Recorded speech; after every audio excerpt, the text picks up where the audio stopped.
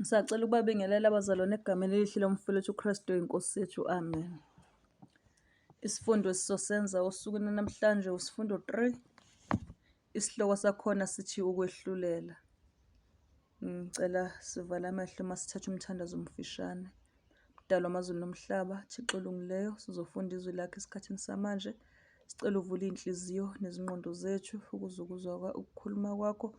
Sikuzwe Nkosi, kube lona izwi lakho sizozindla ngalo imini nobusuku, ukuze ey'nqumeni zethu esiy'thathayo kwazeke Nkosi ukuthi khona sesikwazi usathane besifihlele khona. Izulu ngumoya waloyingcwele elisimbulele khona. Sicela ube nathi egameni lenkosi Jesu Kristu. Amen. Ngiyaphinda ngiyababingelela abazalwane egameni lomfowethu uKristu inkosi yethu. Amen. Ngicela siphangise ngenxa yobude besifundo sethu. Isifundo sethu isihloko saso sithi ukwehlulela. Indimana yekhanda engamele lesi sifundo itholakala kwabaseKorinti besibili 5 verse 10 efundeka kanje: ngokuba thina sonke simelwe ukubonakaliswa phambi kwesihlalo sokwahlulela sikaKristu, ukuze yilowo nalowo amukele njengalokho akwenzileyo esisemzimbeni, noma wokuhle noma wokubi. Amen. Levusi ithini? Ethi thina sonke siyabantu emhlabeni simelwe ukubonakaliswa phambi kwesihlalo sokwahlulela sikaKristu, ukuze yilowo nalowo umuntu, lowo muhle noma lowo mubi, amukele njengalokho akwenzileyo esesemzimbeni, noma akwenzile kuhle noma kukubi. Ngoba inhloso lesi sifundo ukuzwisisa ukuthi kungani ukwehlulela kumisiwe, nokuhlola izinto zomthetho wakhona ezifunakelayo, nokwazi ukuthi kukhona ummeli wethu owaziyo ukusimela. La eSouth Africa umuntu uma ezowahlulela enkantolo kuyavula kusho ukuthi according to act bani no section bani, yabo. Nalana nathi kufuneka sizwisise ukuthi kungani ukwehlulela kumisiwe, nokuhlola izinto zomthetho wakhona ezifunakalayo, yabo, nokwazi ukuthi kukhona-ke ummeli wethu okwaziyo ukusimela.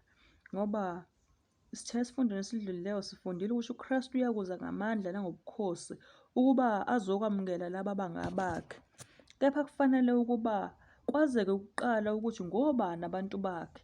Ngakho kufanele ingxenye yokwahlulela isetshenzwe ngaphambi kokufika kwakhe. Mhlawumbe umbuzo-ke umntakazi uzibuza wona ukuthi kwenza kuni okukhulu okumiselwe na? Okay, lo mbuzo uzophenduleka ngoba khona uma ufunda amaHebheru 9, amaHebheru 9 verse 27, uNkulunkulu khona akukhulumayo lapha. Ngoba uNkulunkulu khona uyavela ukuthi uNkulunkulu khona into akayimisele wonke umuntu. Uma ufunda amaHebheru 9 verse 27 afundeka kanje, athi futhi njengalokho kumiselwe ukuba abantu, okay, ngiyacela uqala phansi.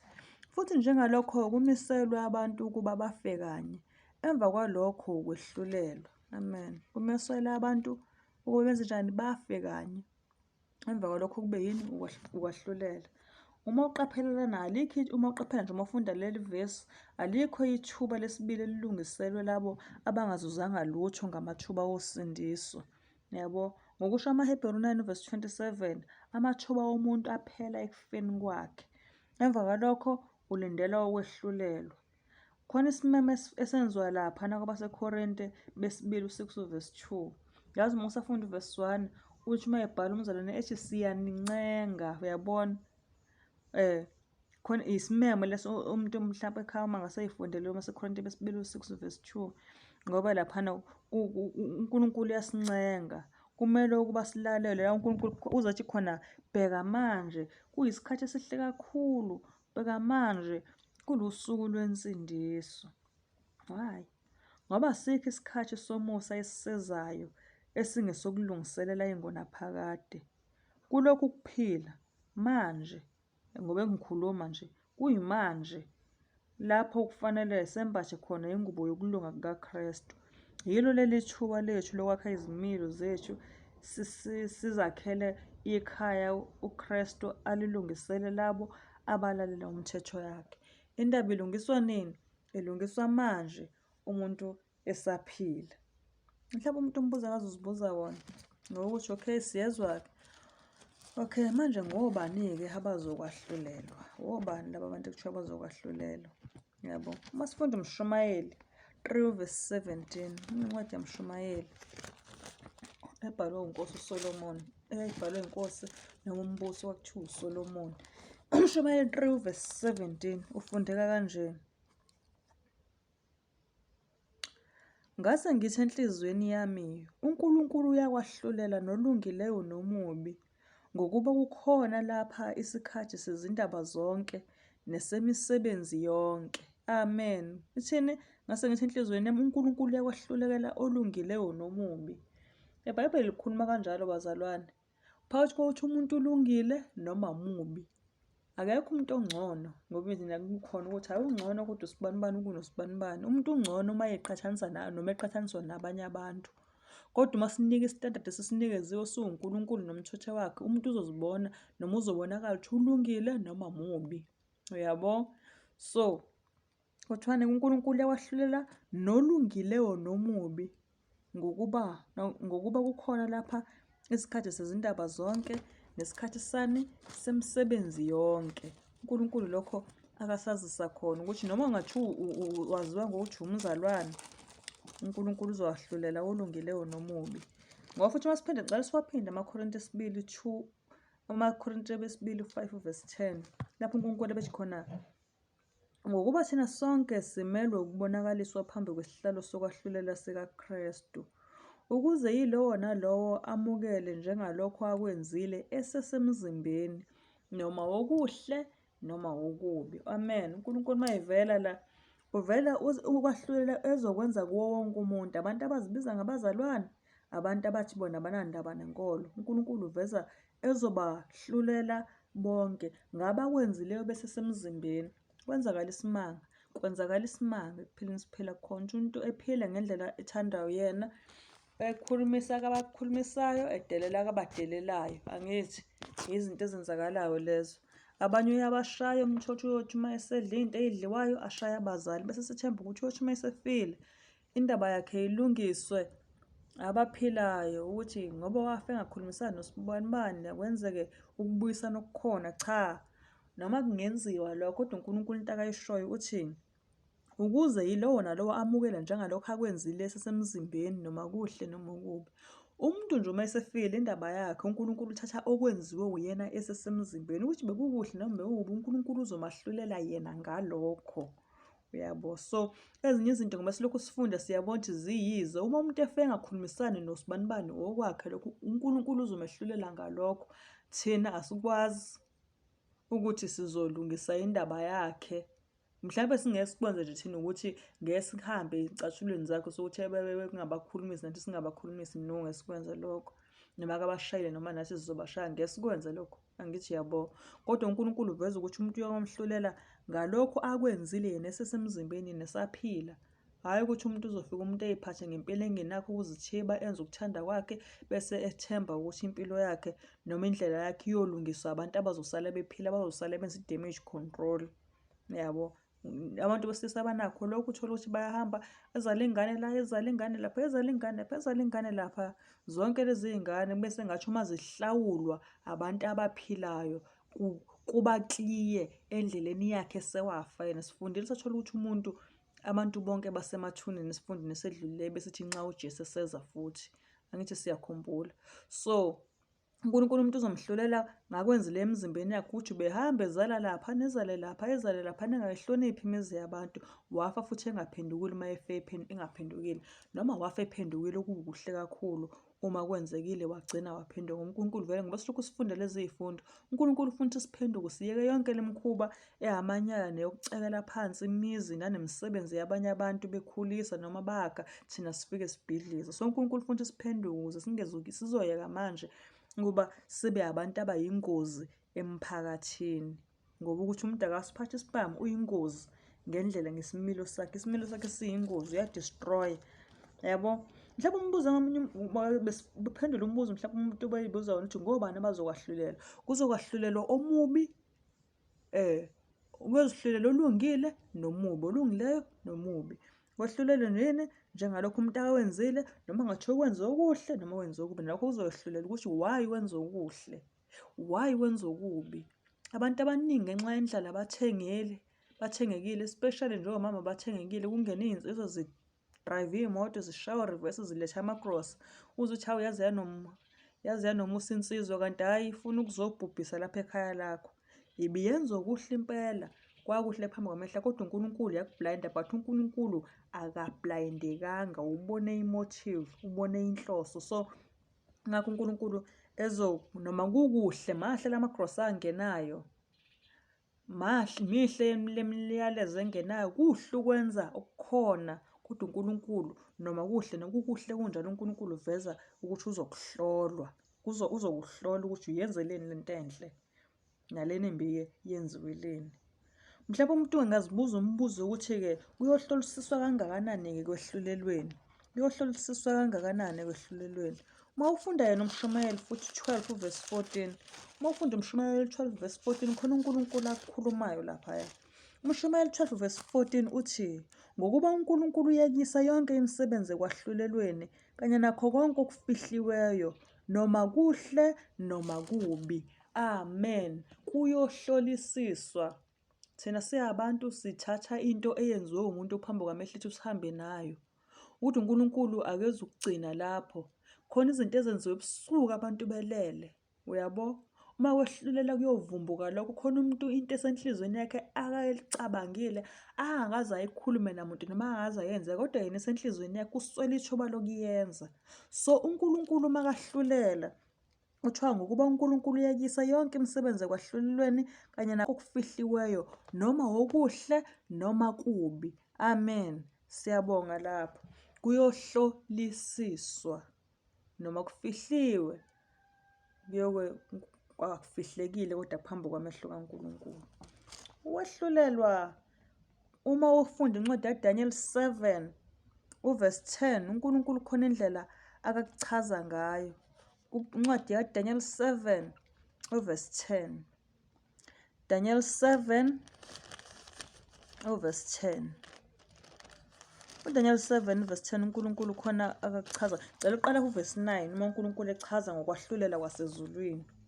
Ngoba lapha emhlabeni siyazi ukuthi kuzoba khona ukwahlulela, kufuneka kube khona ofakazi, ijaji, ummeli nommangalelwa, angithi?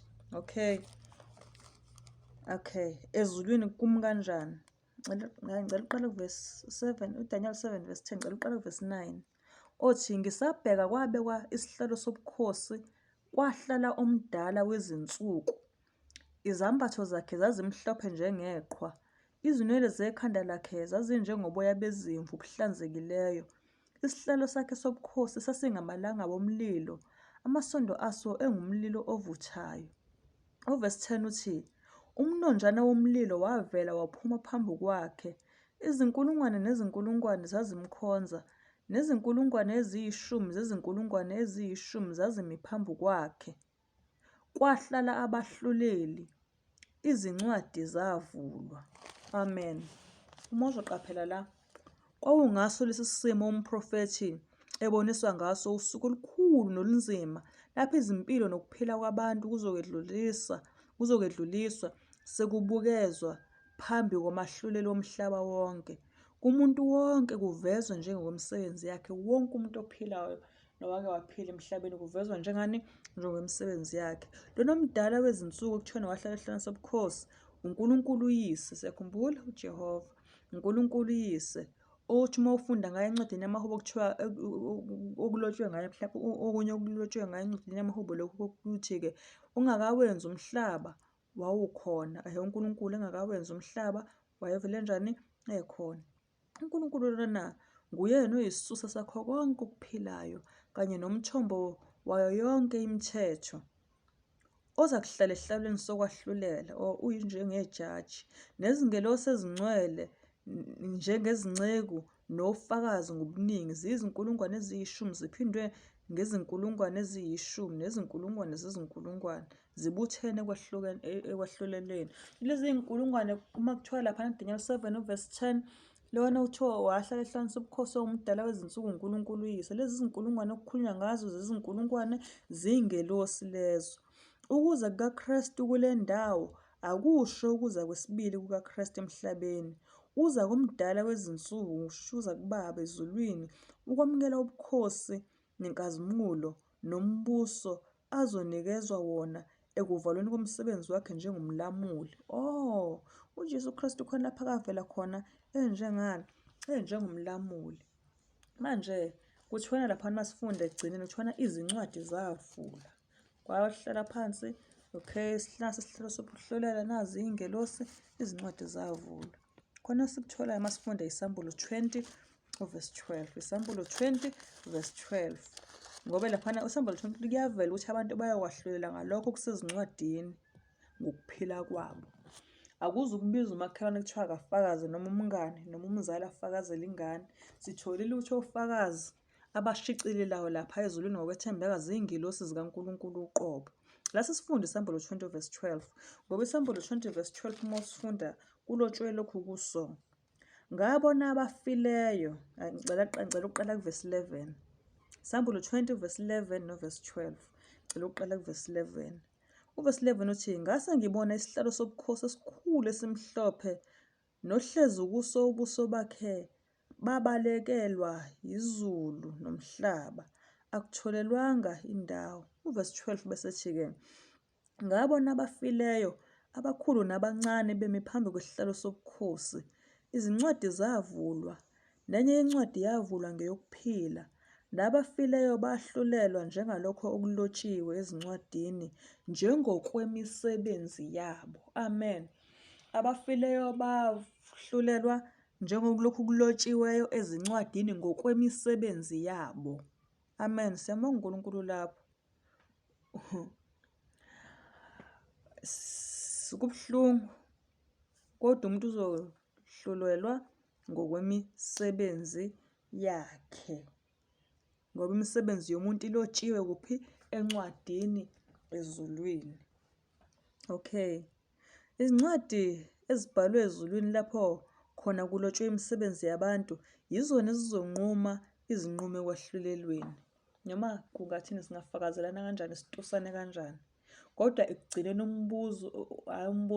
ujuqu wesinqumo uyothathwa okulotshwe ezulwini. Iyenzeka-ke le ndaba kakhulu. Tholukuthi noma kushoniwe izikhulumi zize zigijime, sezigijima ko-13 zisidle sonke isikhathi, bese sokuthi umfundisi mhlawumbe sekuthiwa useyoshumela 30 minutes. Siyazi uy'khulumi khona, kodwa asibe nesiqiniseko-ke namhlanje sokuthi uNkulunkulu uthi izincwadi ezibhalwe ezulwini lapho khona kulotshiwe imisebenzi yabantu yizona ezizonquma izinqumo ekwehlulelweni. Hhayi ukuthi besitusana noma kunjani. Futhi sitheni umuntu esesemzimbeni, lezi zinto abezenza yizona ezilotshiwe ngoba izona ezizonquma izinqumo ekwahlulelweni. Ngoba uthi umprofethi uDaniel, ukwehlulela kwahlala iy'ncwadi zaphenywa. UMambuli uJohane uma echaza lesi simo uqhuba kathi-ke, nenye incwadi yavulwa ngeyokuphila, nabafileyo bahlulelwa ngalokho okulotshiwe ezincwadini njengokwemisebenzi yabo. Incwadi yokuphila, uma ufunda uLuka 10 verse 20, uma ufunda uLuka 10 verse 20, mhlawumbe into efuna siyi-understande ngencwadi yokuphila. Incwadi yokuphila incwadi yokuphila inamagama alabo abayilokhu bangenela umsebenzi kaNkulunkulu. Abantu laba abazibiza ngokuthi bayabazalwane bazokwenza umsebenzi kaNkulunkulu. So khathi umuntu emukela ethatha leso sinqumo, igama lakhe lalotshwa kuphi? Encwadini yokuphila. Akhumbula khona indaba eyenzakalayo uLuka 10. Abafundi kade beyokwenza umsebenzi kaNkulunkulu, bebuya bejabule, umsebenzi beyimpumelelo, belalelwa amadimoni, bekhuza konke, belapha abantu. Babenemeke, babejabule, kwakumnandi. Kodwa uma ufunda uLuka 10 verse 20, uJesu khona amazwi akawakhulumayo. Athi uverse 20, nokho ningathokozi ngalokho kokuthi omoya banithobela, kepha thokozani ngokuthi amagama enu alotshiwe ezulwini. Amen. Amagama enu alotshiwe kuphi? Ezulwini. Alapha encwadini yokuphila ngoba bazikhomithile ukuthi bazokwenza umsebenzi kaNkulunkulu. Amen. Amagama ethu alotshiwe kuphi? Ezulwini. Yilokho nje uthi, kepha thokozani ngokuthi amagama enu alotshiwe ezulwini. Siyambonga uNkulunkulu. Futhi-ke kukhona indawo lapho futhi kulotshwe khona izono zabantu. Ngoba uma ufunda yena uMshumayeli 12 verse 14, uyathola ukuthi nezona nazo ziyalotshwa. Okay, nabo bebenza kahle kulotshiwe. Umshumayeli 12:14 lona ubuthi ngokuba uNkulunkulu uyayisa yonke imisebenzi ekwahlulelweni kanye nakho konke okufihliweyo noma kuhle noma kubi. Yabo, uNkulunkulu nawo wonke amarekhodi laphayana. Khona incwadi yokuphila, izisebenzi zikaNkulunkulu ezethembekile ezathi zona zizokwenza umsebenzi kaNkulunkulu. Nokubi nakho kukhona indawo lapho kulotshelwe khona. Uma ufunda even uMateyu 12:36 kuya ku-37, uMateyu 12:36 kuya ku-37 ufundeka kanje. Uthi, kepha ngithi kini, amazwi onke ayize abawakhulumayo abantu bayakuzilanda ngawo ngosuku lokwahlulela, ngokuba ngamazwi akho uyakuthethwa nangamazwi akho uyakulahlwa. Oh hey Nkosi, namagama esiwakhulumayo, omunye umuntu ekethi akenzanga lutho yena akaze shaye umuntu ngesibhakela akaze kugwaze umuntu, kodwa amazwi onke umuntu akakhulumayo ayize. Isikhathi samahlaya njengamanje, khona abantu abafuna ukuduma ngokuthi banamahlaya. Unfortunately lokho kwenza ngisho nanasendlini kaNkulunkulu, abantu bomele izwi laNkulunkulu sathane kade bashaya during the week befuna ukuzoduduzwa yizwi, befica umuntu phambili ukuthi uma endaweni kaNkulunkulu ethi uyashumayela wenza umsebenzi engabe wenziwa zingelosi, ubhizi uqhulula amahlaya, ukhuluma amazwi ayize. Uthini uNkulunkulu uMateyu 12:36-37 uthi amazwi onke ayize abawakhulumayo abantu bayakuzilanda ngawo ngosuku lokwahlulela. Okay, nalokho kuyalotshwa ngoba sithena abenza umsebenzi kaNkulunkulu balotshiwe, nezono zilotshiwe, nakho-ke namazwi ayize alotshiwe. Ngoba yini? Yonke imisebenzi yabantu yedlula ekwahlulelweni bese kuyabhalwa phansi ukuthi wayethembekile yini lo muntu noma wayengathembekanga. Maqondana negama ngalinye ezulwini kuyalotshwa ngokunakekela okungenaphutha amazwi onke angalungile. Hey, umuntu uyakhuluma amazwi angalungile. Yabo, njengamanje uyabingelela, hello sister, enhlizweni isicefe. Yabo, izulu liyakuloba lokho ngoba noma akazwanga lokho ukuthi ngisicefe, kodwa izulu lizwile, so liyakuloba lokho. Maqondana negama ngalinye ezulwini kuyalotshwa ngokunakekela okungenaphutha amazwi onke angalungile. Isenzo ngasinye sokuzifunela umuntu akayenza into, ekugcineni uyazi ukuthi ozononophala nozothokoza lana uyena, ezenza izinto ngobugovu. Yabo, omunye nomsebenzi ongewenziwanga bekufuneka wenze lokho, bekufuneka ufundise lana ufake isikole, kodwa wathi hayi iyenza-ke leyo ndaba futhi. Umsebenzi ongenziwanga uNkulunkulu kuyisono lokho, ukuthi kuningi umuntu angakwenza. Ungasiza umuntu ongenamandla ngoba amandla unawo, awuwenzanga lo msebenzi. Ungasiza umuntu financial ngoba ene-broke wena mhlawumbe kukhona ongakwenza. Ungasiza even nangesiyali, izingane ziyabhubha zifuna umuntu ozothi hhayi mhlawumbe ngoba ekhaya uyabona zinabazali noma mhlawumbe nakhona emakhaya labo bazali badinga ukukhuzwa. So umakhelwane usulifundile izwi laNkulunkulu, bekumele ukhuze, bekumele nomsebenzi wonke ongenziwanga. Lezi iy'ngelosi zezulwini zinjani? Ziyabayeka, ziyaloba ukuthi akakwenzanga-ke lokho obekungumsebenzi wakhe. Bekufuneka efundise laphaya, wangafundisa. Bekufuneka elaphe lapha, wangalapha. Bekufuneka alalele laphaya, wangalalela. Isono ngasinye esifihlakele siyalotshwa ezulwini. Khona izinto ezenziwa ebusuku kungaboni umuntu, angithi uyabo. Yebo, kodwa uNkulunkulu akufihlakele ngoba isono ngasinye esifihlakele siyalotshwa. Ezinye zisenhliziyweni ngoba omunye umuntu uyahleka ngaphandle, kodwa ngaphakathi inhliziyo ivutha umlilo, ibuhlungu, imbi, inomunyu, iyingozi. Yabo, so izona ezifihlakele nakho konke ukwenza okufihliwe ngobuqili kuyalotshwa ezulwini. Uthi okay, nansi i-corruption. Uyabo, izexwayiso ezathunyelwa zivele ezulwini noma ukukhuzwa okunganakwanga. Njengamanje umuntu bengazi lutho ngezwi laNkulunkulu, kodwa useyazi, kodwa akanaki, ephile njengomuntu ongazi, ehambe nabantu abangazi. Uma uhamba nabantu abangazi usuwazi yini imotive yakho yokuhamba nabo. Bekungakuhle ukuba imotive yokuthi kade ngihamba nani ngingaqondi ukuthi 1 no 2 no 3 wrong, sengizonazisa ukuthi 1 no 2 no 3 wrong. Hhayi ukuthi inhloso yakho yokuhamba nabo ukuthi ubehave njengabo bengazi. Yabo, ube wazi. So uNkulunkulu, iy'ngelosi zasezulwini ziyazibhala ukuthi hhayi wexwayisiwe, izexwayiso ezathunyelwa zivele ezulwini noma ukukhuzwa okunganakwanga. Imizuzu yachithelwa ezeni. Imizuzu nje eminingi izinto umuntu azenza ezichithela kuphi? Ezeni. Abanye baze belale, umuntu elale emini abantu bakhona bakhombisa ukuthi no, khona abakudingayo, badinga usizo spiritually, mentally, physically, even morally, angithi uyabo. Kodwa umuntu kaNkulunkulu ulele, nanka amathuba noma imizuzu uyichithela ezeni, akabhenefithi ngale nto akayenzayo ngoba ulele akaguli, nabo futhi ababhenefithi. Ingelosi yaseNkulunkulu isekhaya ezulwini iyakubuka konke lokho. Angisho ukuthi umuntu akazuli, kodwa umuntu lapha akaya khona kufuneka enze njani? Umzuzu akawutholayo akumele sewuchithele ezeni. Namathuba angasetshenziswanga ezintweni ezingcono, imikhuba eyeluleka ngesithunzi esibi noma esihle, imiphumela yayo yonke, zonke lezi zinto zilotshiwe izingelosi ezilobayo. Amen. Siyambonga uNkulunkulu ukuthi umsebenzi wokwahlulela wawenza kwaba ngowakhe, uhleleni esihlelweni sobukhosi umdala wezinsuku uNkulunkulu Baba. Izingelosi ziwofakazi, zizigidigidi, izona ezilobayo. Ngoba ukube bekuloba abantu basemhlabeni, izulu beliyongenwa ngobuhlobo. Yabo, ukube bekungena ngobugwili, izulu bekuyoba ley'gwili noma bampofu. Yabo, kodwa kuloba obani? Izingelosi. Siyambonga uNkulunkulu ngalokho.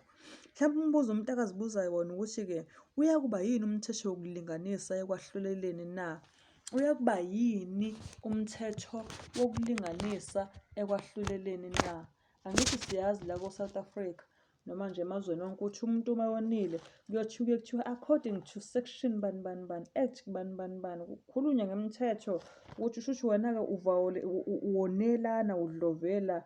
Ezulwini uma sekuney'nkantolo nakhona nawofakazi, kusuke ngathini?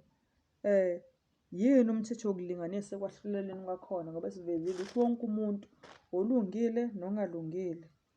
Yabo, wonke umuntu uzokwahlulela. Uma ufunda incwadi kaJakobe 2 verse 11 no verse 12, khona uNkulunkulu akayikushoyo laphana. Jakobe 2 verse 11 no verse 12, ufundeka kanje. Uthi verse 11 wakhona, ngokuba yena owathi ungaphingi, wathi futhi ungabulali. Uma-ke ungaphingi kepha ubulale, ungoweqa umthetho. Uverse 12 athi, khulumani kanjalo, nenze kanjalo njengokufanele, abayakwahlulela ngomthetho wenkululeko. Isilinganiso sesizulwini yini? Umthetho kaNkulunkulu. Umthetho kaNkulunkulu, le ndaba ukuthi ungabulali, ungaphingi, ungebe, ungafakazi amanga, ungafisi, ukhumbule usuku lweSabatha ulungcolise. Itholakala lo mthetho wokulinganisa ezulwini umuntu uma efuna ukuyifundela ekhaya. Exodus 20 uverse 1 kuya kuverse 17. Isihloko sakhona sithi imiyalelo eyishumi. Okay, abanye abantu bathi imiyalelo eyishumi, abanye bathi umthetho kaNkulunkulu. uJakobe 2 verse 12 uthi khulumani kanjalo, nenze kanjalo njengokufanele, abayakwahlulela ngomthetho wenkululeko. So umuntu angahamba eyoyifundela ekhaya umthetho kaNkulunkulu noma imiyalelo eyishumi, Exodus 20 verse 1 kuya ku-17, ngoba umuntu umele ukwazi ngoba uyobenza njani, ahlulelwa ngawo. Asiqapheleni la ukuthi-ke labo oKristu aya kubancoma ekwahluleleni, kungenzeka ukuba kuyobe kukhona abantu abangazange bazi kakhulu ngezenkolo, kepha uma babenze igugu izimiso zakhe kuphela nje. Yazi, njengesithunzi sikamoya oyingcwele, babe yisibusiso kulabo abakanye nabo. Yabo, kusangathi singazibuza ezimpilweni zethu ukuthi ngobe ngiyelapha engikhona, ngabe ngiyababusisa yini abanye abantu ngobukhona bami? Ngabe emva kokukhuluma kwami ukhona nomuntu ebezothatha le ndlela yokukhuluma kwami ehambe ngayo, aphile, azane noNkulunkulu? Ngabe lokhu uma bonke abantu bengase begqoke njengami, kungaba yisibusiso noma kungayisiqalekiso? Kube yisikhubekiso ngoba emva kokugqoka ngiveze mhlampe angigqokisanga kumuntu wesifazane owesaba uNkulunkulu, ngenza isibonelo, basala bangihleba labo. Yabo, so akubanga-ke isibusiso sami ukuba khona phakathi kwabo ngoba basale bahleba. Kanti ubani owenze lokho? Yimina. Noma ngiwusisi mhlampe ngigqoka ngiveza, ngigqokela ukuveza, ngigqoka ngingaqedi mhlampe ngenhloso yami ngokuthi mhlampe ngiveza ini enhle kumina. Basale abantu besilisa belingekile ngoba phela bazokusheka kanti abakuthandi, bayakukhanuka ngoba wena ubuvezile uhalisa. Ngithi yabo, so ubukhona bakho kabanga isibusiso. Bakhona abantu abangakholwa abayothi ngesithunzi sikamoya oyingcwele babe yisibusiso kulaba abakanye nabo. Asikufuneni lokho bazalwane, umuntu ebe yisibusiso ekhuluma, ebe yisibusiso ehleli, ebe yisibusiso edla, ebe yisibusiso ephuza, ebe yisibusiso ehamba. Yabo ngani? Ngoba lento akayenzayo uma ngasikopelo omunye umuntu ayenze, lowo muntu naye ngaphila. Ngoba yisibusiso-ke lokho. So kukanjani? Naphakathi kwabahedeni kukhona labo abawenze wayigugu umoya wesisa phambi kokuba kuwele ezindlebeni zabo amazwi okuphila, babe yizihlobo mhlawumbe zabefundisi, babesebenza ngisho lapho sekuyingozi empilweni yabo, yabo. Mase kuyabonakala ukuthi-ke kukhona phakathi kwabahedeni labo abamkhonza uNkulunkulu bengazi, yabo. Labo ivangeli elingazange lalethwa ngumuntu ukuba kufani nathi. Thina sesifunda amabhayibheli, sesiyafundiswa izifundo. Nami nakho nje ngokusizwa uNkulunkulu khona izulu liyangifundisa. Bona-ke labo ukuthi abekho umuntu ophathekayo abazothi uyena owasifundisa lokhu. Kodwa kunjalo ngenxa yokuthi uNkulunkulu wayekhuluma nabo ngemvelo nangomoya oyingcwele, abanakho ukubhubha. Noma bengawazanga umthetho olotshiwe uNkulunkulu, kepha balizwa izwi lakhe likhuluma kubo ngemvelo. Base begcina izinto ezifunwa umthetho. Imisebenzi yabo iyafakaza ukuthi umoya oyingcwele wathinta izinhliziyo zabo, nabo babalwa njengabantwana bakaNkulunkulu. Amen. Bazobuka nje mhlawumbe befunde emvelweni, befunde ubukhona kaNkulunkulu. Mhlawumbe umuntu ebuka ulwandle, ebufunda ubukhulu kaNkulunkulu, ebuka izulu liduma, ebuka iy'hlahla, ebuka iy'ntaba, ebuka imfula, afunde ukwesaba uNkulunkulu nokumlalela. Efunde emvelweni, ebuka iy'lwane, yabo. Ebuka ukwakheka komzimba, kusho ukuthi lezo zinto akazibonayo nokukhala kwey'nyoni zimfundise ukwesaba uNkulunkulu. Mhlawumbe umbuzo umuntu akazibuza wona ekhaya ukuthi kuyowehlulelwa nini na? Sike safunda isifundo esidlulileyo besithi-ke nxa uJesu eseza futhi, siyafunda ukuthi okay, uJesu uyeza. Manje mhlawumbe umbuzo umuntu akazibuza wona ukuthi ngabe ukwehlulela kuzoqala ngaphambi kokuba uKristu abuye emhlabeni na? Noma uJesu Kristu uyothi uma esebuya siqale phansi ukuphikiswana, hhayi akumina, uye kanjani? Umbuzo onjalo uphenduleka kanjani? Mhlawumbe uthi ngabe ukwehlulela kuzoqala ngaphambi kokuba uKristu abuye emhlabeni na? Uma ufunda incwadi uMateyu 16:27, uNkulunkulu khona akuvezayo lapha kuMateyu 16:27, ngoba wona ufundeka kanje. Uthi u-27 wakhona, ngokuba indodana yomuntu iyakuza ngenkazimulo kayise kanye neyezingelosi zayo, khona-ke iyakuvuza yilowo nalowo ngesakhe isenzo. Oh, yamuzwa uthini uJesu? Iyakuza ngenkazimulo kayise kanye nezingelosi zayo, khona iyakuvuza. Umvuzo yi-reward. Uyakurewada yilowo nalowo njengokwesenzo sakhe. Angazi noma umuntu ngamurewada yena ungazi ukuthi wenzeni. Hhayi, impossible, akulula bafowethu. UJesu akakwazi ukunikeza umvuzo ekubuyeni kwakhe uma kungazange kwenziwe ukuhlolwa kwalabo abafuna ukuphila okuphakade. Ngakho-ke uhlangothi olunye lokwehlulela lubizwa ngokuthi ukwehlulela kokuhlola. Abanye bathi mhlawumbe investigative judgment, okwenziwayo manje ngaphambili kokubuya kukaKristu. UJesu Kristu uzothi ebuya uzobe usuqedile umsebenzi wokwehlulela, khona ukwehlulela kokuhlola okwenzakala khona manje. Ngobe khona khona isinqumo esiyobe sikhomba ukuthi amacala abo bonke abantu abaphilayo besethethiwe ngaphambi kokuba uKristu abuye emhlabeni. Khona isinqumo esiyokwenzakala laphana ezulwini esiyobe sikhomba ukuthi amacala abo bonke abantu azobe sethethiwe ezulwini ngaphambi kokuba uJesu Kristu abuye aze ezulwini. Kutholakala lokhu uma sifunda incwadi yesambulo 22 uvesi 11 novesi 12. Isambulo 22 uvesi 11 novesi 12 othi uma ufunda kuthiwe khona 11, ongalungile makenze njalo okungalungile, nongcolileyo makazingcolise njalo. Kepha olungileyo makenze njalo ukulunga, nongcwele makazingcwelise njalo. uvesi 12 bese sithi-ke, bheka ngiyeza masinyane nomvuzo wami unami, ukumnika yilowo nalowo njengokomsebenzi wakhe. Amen. Okay, uma uqaphela lana emva kokuthi sifunde le vesi uyabona ukuthi-ke umsebenzi wokwahlulela okuhlolayo kanye nokusulwa kwamacala uzophela ngaphambi kokuba uKristu afike okwesibili. Njengoba abafileyo bezokwahlulelwa ngalokho okulotshiwe ezincwadini, kungeke kwenzeke ukuthi ngeke kuze kwenzeke ukuthi amacala abo esulwe kungazange kuhlulelwe amacala. Okay, ya ngeke kwenzeke ngaphandle kokuthi amacala abo esulwe futhi ahlolisiswe. Kepha umpostoli uPetro usho ngokusobala ukuthi izono zabakholwayo ziyokwesulwa nxa sekufike izikhathi zokuhlonyelelwa ezivela ebusweni beNkosi nokuba ithume uKristu Jesu enimiselweyo. Lokhu mhlawumbe engisho umzalwane ungafunda ekhaya encwadini yezenzo 3 uvesi 19 novesi 20. Ya, nxa sekuphelile ukwehlulela kokuhlolisisa, uKristu uzofika ebesenika imivuzo kubo bonke abantu njengokwemisebenzi yabo. Siyabonga Jesu. uJesu uma ebuya kuzobe sekuqediwe ukwehlulelwa. Yingakho sathi uma sifunde isifundweni sesithi nxa uJesu eza futhi sathola ukuthi abanye bawuthi naye inkosi ithi besilindele. Sathola ukuthi abanye bazobe bebaleka bethi mawawelani kuthina. Asitholanga ukuthi khona bazobe bengazi ukuthi bazoyaphi. Uyabo? Asitholanga futhi ukuthi kodwa nje umuntu ngeke ezeduka, ayekho umuntu ozoduma uJesu ebuya. Omunye uyabaleka, omunye uyamhlangabeza. Wakibo sekuqediwe ukwehlulelwa.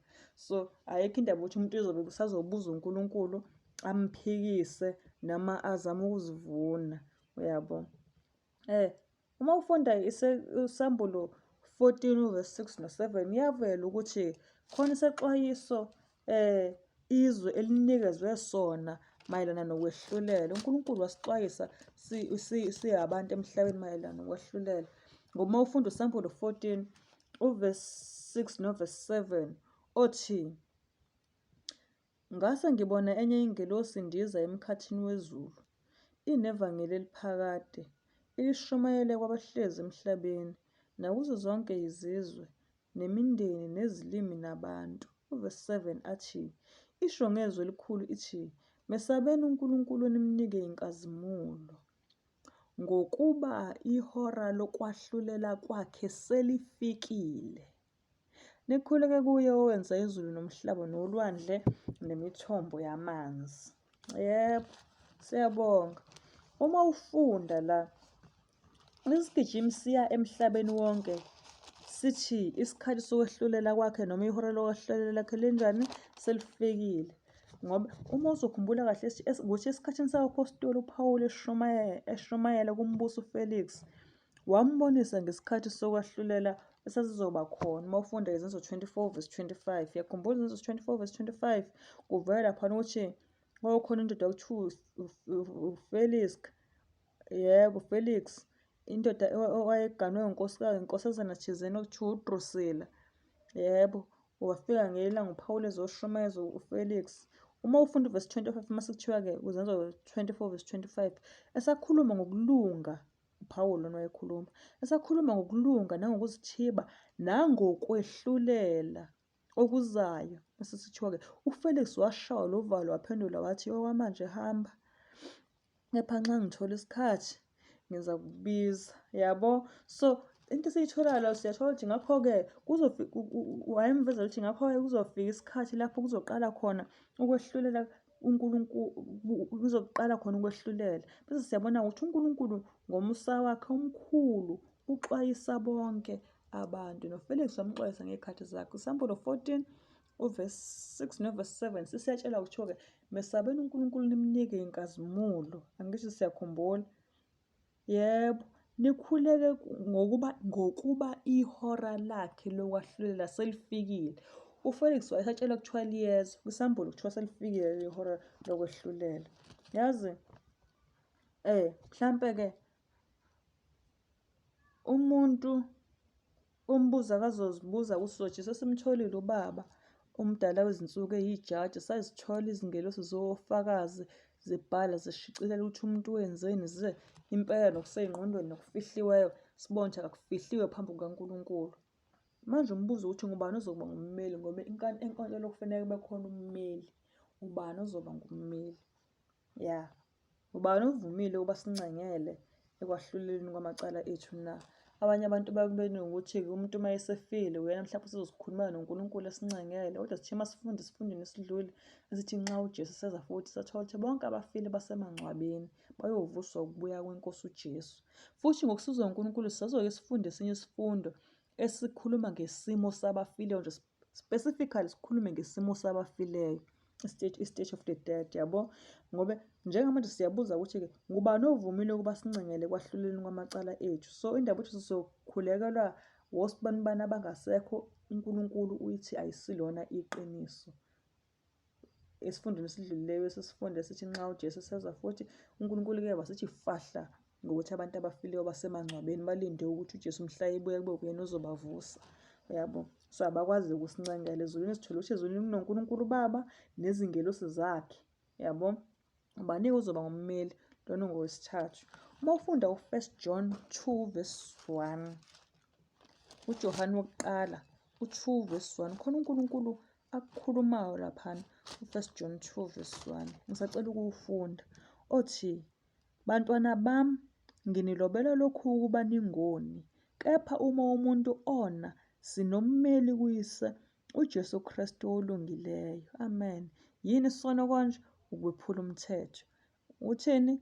Uyosilobela ukuthi singoni, kodwa umuntu uma wenzile wona, ngoba la eSouth Africa uma wonile wagqekeza, udinga ummeli ngoba icala lakho lizothethwa laphana enkantolo ugwetshwe ngempela. Nathi ukuthi uNkulunkulu usilobela lokhu ukuba singoni, singaphuli umthetho wakhe. Exodus 20 verse 1 kuya ku-17. Kodwa in case kumuntu onile, sinayo ummeli kuyise. Ubani ummeli wethu? uKristu Jesu olungileyo. Amen. Ummeli izwi elisinikeza yena uJesu Kristu. Akusiye Nkosi yami ummeli owumuntu ofile owafayo, noma umholi wasebandleni mase sithi wena ngumele ngikhulumele noNkulunkulu. Cha, ayinjalo. Uma wenza kuwona uNkulunkulu unommeli onguKristu Jesu. Into ekufuna siyiqaphele la ukuthi nxa amagama ethu ebizwe ezulwini singeke saya khona ngokweziqu zethu. Lokho nje cha, akudingekile. Izincwadi ziqukethe okudingekile, ngoba mhlawumbe okunye sesikulibele konke okuningi okwedlulile, besingeke sibe nawo amazwi besingawakhuluma uma sesemphambi kwesihlalo sikaNkulunkulu. Ngobukhulu bakhe uzinikele uJesu ukuba sikhulumele, uyabo. Okay, umbuzo mhlawumbe umuntu-ke uzibuza-ke la eSouth Africa noma ephileni, ummeli yebo uyakhokhelwa. Manje kuJesu ufuna malini yena ngomsebenzi wakhe wokusimela? Malini le uJesu Kristu akayifunayo ngomsebenzi wakhe wokusimela? Masifunda uMateyu 10 uverse 32 noverse 33, uNkulunkulu khona akuvezayo laphana mayelana nokumela uJesu. Ngoba umbuzo uthi lo mmeli ufuna malini? Mateyu 10 verse 32 noverse 33 ofundeka kanjena, ofundeka kanjena. uMateyu 10 verse 33 kuya verse 32 no-33. 32 uqala kanje: ngalokho-ke yilowo nalowo oyakungivuma phambi kwabantu, nami ngiyakumvuma phambi kukaBaba osezulwini. 33 kepha yilowo nalowo oyakungiphika phambi kwabantu, nami ngiyakumphika phambi kukaBaba osezulwini. Okay, qinisekile ngokuthi uyasenza isabelo sakhe sesivumelwane, ukuze kungabikho ukungabaza ukuthi kazi uKristu uyoba khona yini lapho sekubizwa elakho igama ezulwini na. Hawu Nkosi, ufuna nje ukuvunywa, uyabo. Yebo. Mhlawumbe umbuzo, isifundo sethu side, kodwa sizokhathula sibambe laphaya nalaphaya. Umuntu mhlawumbe umbuzo angazibuza wona ukuthi yini ebalulekile uma amagama ethu ezogcinwa encwadini yokuphila.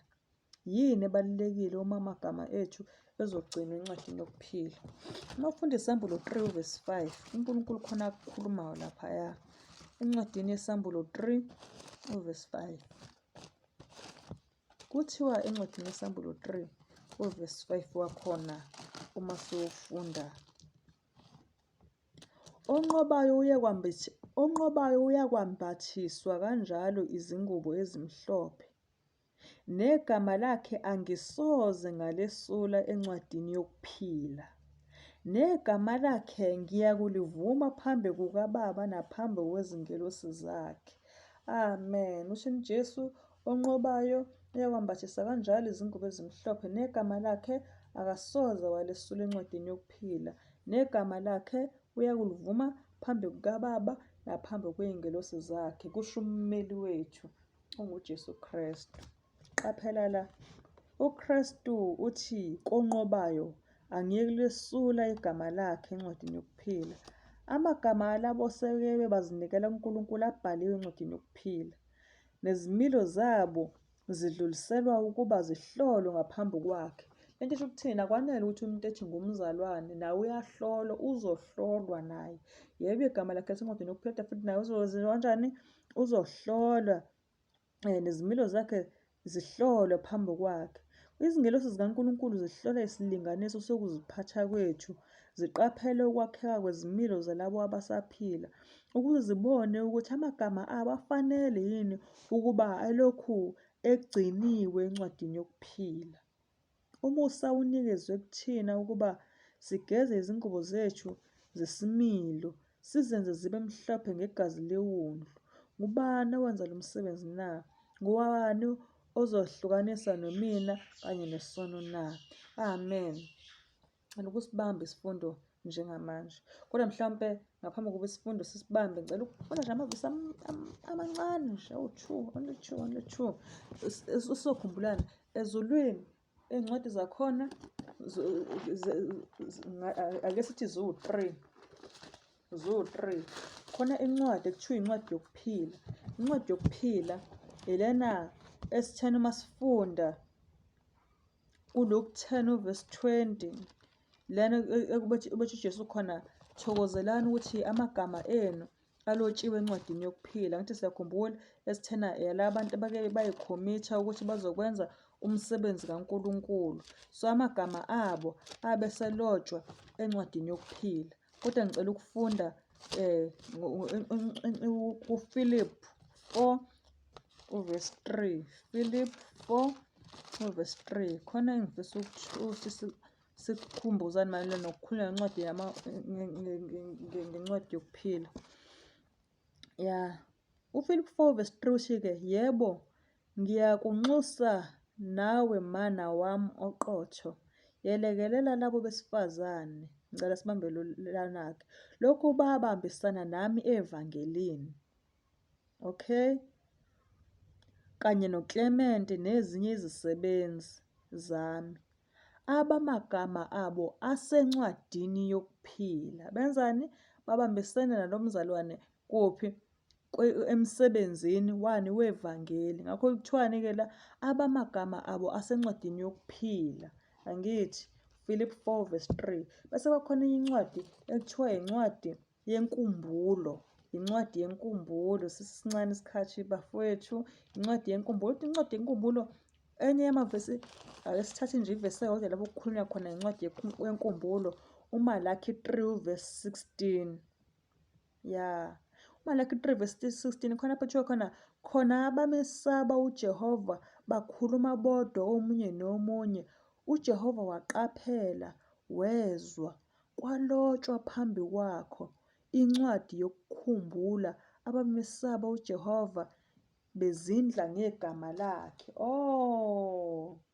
Encwadini yenkumbulo kubhaliwe njani? Ibhaliwe phambi kukaNkulunkulu onke amazwi okukholwa nezenzo zalabo besaba uNkulunkulu bezindla ngaye. Kulotshwe kuphi? Encwadini yenkumbulo. Bese sebakhona-ke incwadi yesono. Incwadi lapho kuhlala khona incwadi yesono, izono zabantu angithi siyayikhumbula. Ya, sike safunda ngayo, sifundile futhi uMshumayeli 12 verse 14.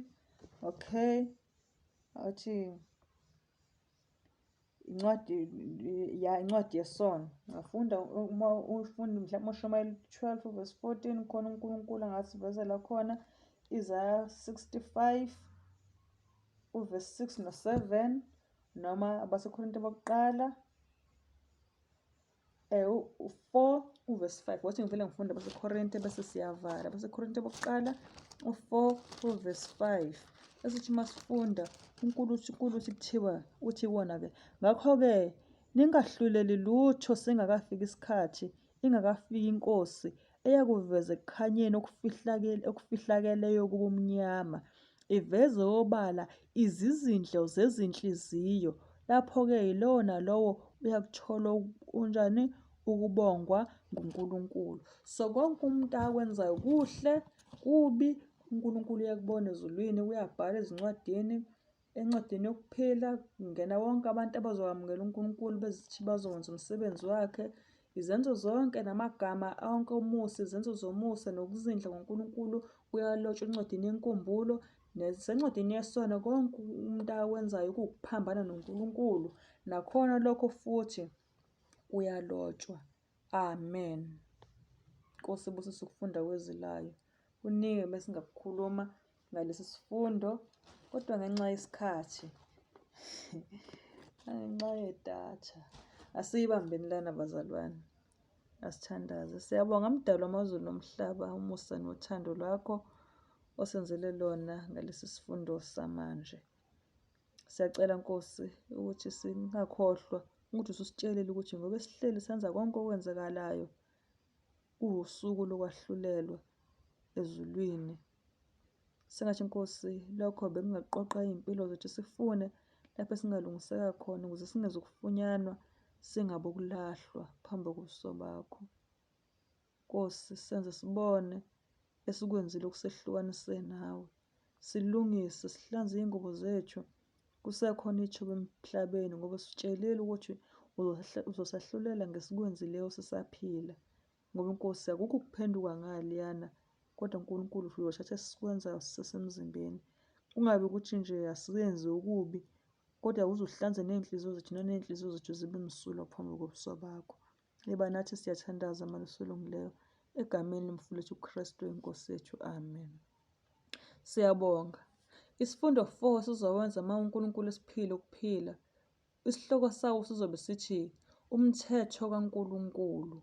Isifundo 4 esizowenza uzobe uthi umthetho kaNkulunkulu. Sibalulekile lesi sihloko ngoba sibonile ukuthi nxa kwahlulelwa kusetshenziswa umthetho kaNkulunkulu. Exodus 20 verse 1-17 sengathi umuntu angazijwayeza ukuwufunda ekhaya. So isifundo esilandelayo sithi umthetho kaNkulunkulu. So kufanele sisifunde ngoba lo mthetho kaNkulunkulu wona esiveziwe ukuthi sahlulelwa ngawo. Akusikhona ukufakazwa komakhelwane noma ukunconywa ebandleni noma ukulalela umfundisi, kodwa sizohlulelwa ngomthetho kaNkulunkulu. uNkulunkulu khathi ekhuluma ngabe thina besilalela yini na? Amen.